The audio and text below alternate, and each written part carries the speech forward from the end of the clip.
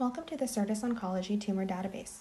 This short tutorial is designed to get you started searching for models that are of interest to you and your research. Before we begin, please be aware that if you cannot find models that satisfy your desired criteria, or if you have larger time-sensitive queries, please reach out to your business development representative or bizdev at certisoncology.com. I'll start my query by clicking the Begin Search button. At the top of the page, you will find a pie chart detailing our indications.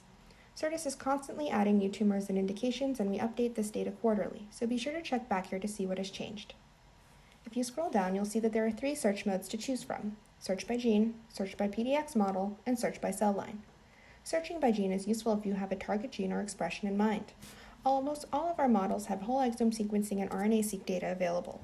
To search for a specific gene, just start typing the gene name in the text box, then select the gene from the drop-down menu. You can stop here, or you can further refine your search by selecting a specific mutation from the second drop-down menu.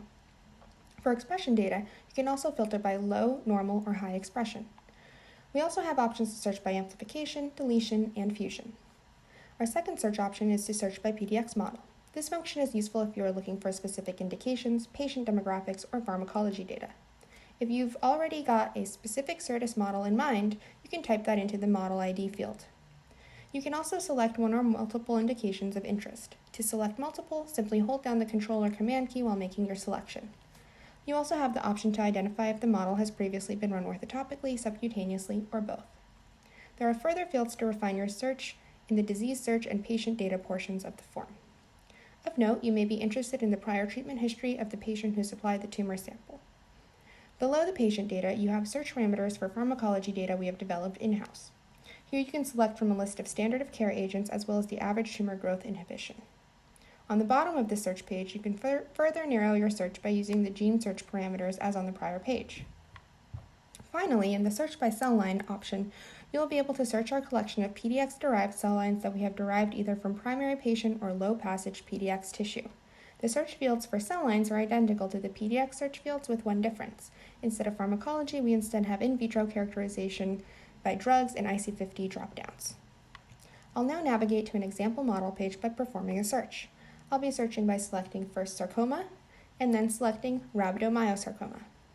Certis has 3 rhabdomyosarcomas as shown on the search result page.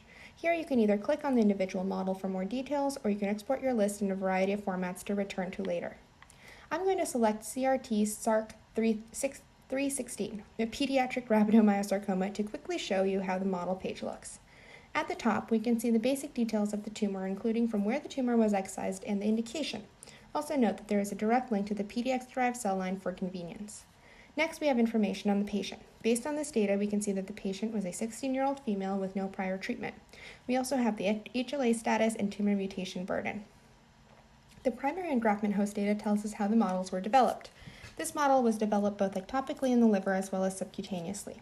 Next are the genetic data sets. The sets can be expanded and collapsed, and the genes are in alphabetical order.